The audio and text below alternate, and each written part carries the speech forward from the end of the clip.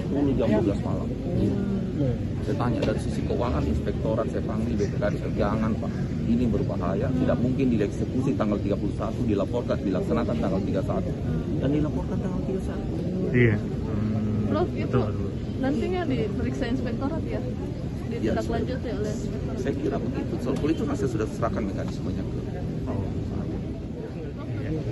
dan itu leading sektornya di pariwisata. Tentu saya sebagai pimpinan ingin percepatan, ya kan? Nah ya kalau ada yang lambat, masa saya biarin? Kalau saya biarin saya yang salah. Saya butuh percepatan. Nah untuk percepatan inilah kita dorong orang baru. Kenapa cuma dia katanya yang disalahkan, dicopot Pak? Bukan Sementara di situ disalahkan. banyak yang Saya tidak, bukan dari sisi Umaya. Dinas pariwisata sebagai leading sektor. Iya. Anggarannya kan masuk di sini. sebenarnya duduk perkaranya ini seperti apa Pak sebenarnya, kita mau tahu mulanya.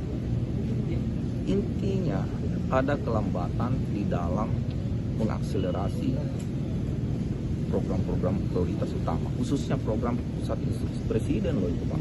Iya.